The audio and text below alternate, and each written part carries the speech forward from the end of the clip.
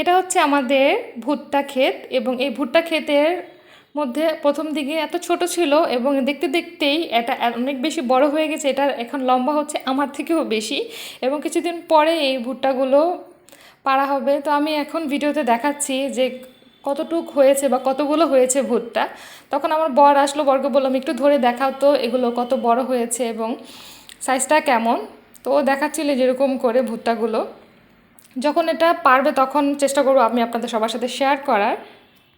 এখন চলে এসেছি আমাদের ছাদে, যে ছাদ থেকে আমি আপনাদের সাজনা দেখাচ্ছি। প্রথমেই এটা হচ্ছে একটা বড় গাছ, গাছের অনেকগুলো ডালপালা ছাদের উপরে চলে এসেছে এবং এখানে অল্প অল্প করে অনেকগুলোই সাজনা এসেছে। এটা বড় হতে সময় আছে। আমি আপনাদের একটু দেখাচ্ছি। সাজনাগুলো চিকন চিকন, অনেক কিউট লাগছে দেখতে। যেহেতু এটা বড় হবে তখন আমি আবার দেখাবো। আর এই যে দেখাচ্ছি গাছটা একদম নিচে থেকে নিয়ে উপরের ডালগুলো এখানে ছাদের উপরে চলে এসেছে।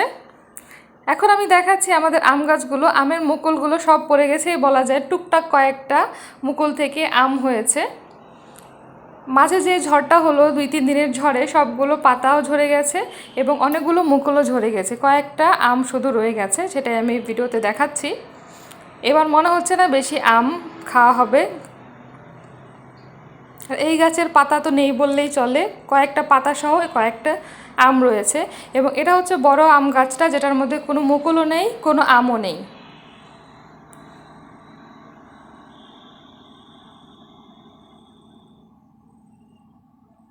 তারপরে পাশের যে আরেকটা গাছ, সেটার মধ্যে কয়েকটা আম হয়েছে। এটা জুম করে দেখানোর চেষ্টা করেছি, কারণ দূর থেকে ভিডিওতে দেখা যাচ্ছিল না। এরপরে দেখাচ্ছি আমাদের কাঁঠাল গাছটা, যেটা আলহামদুলিল্লাহ করে অনেকগুলো কাঁঠাল হয়েছে গাছের নিচে থেকে নিয়ে একদম উপর পর্যন্ত।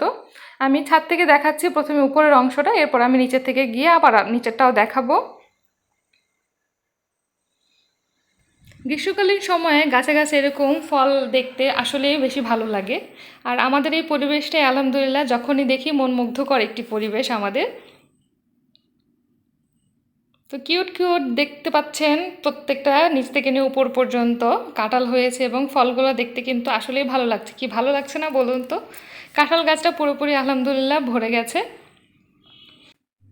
এখন দেখাচ্ছি আমার টবে লাগানো অ্যালোভেরাগুলো।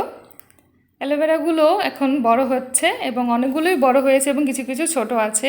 এখান থেকে নিয়ে আমি চুলে লাগাই।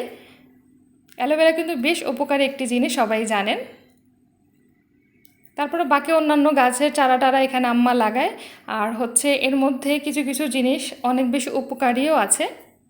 আর সবচেয়ে মজার বিষয় হচ্ছে নয়নতারা ফুল আমার উঠানের এই পাশ অনেক জায়গার মধ্যেই ভরা। যেহেতু এখন শীত চলে গেছে, নতুন পাতা গজাচ্ছে এবং ফুলও হচ্ছে, সতেজ হয়ে উঠেছে নয়নতারা ফুল গাছগুলো।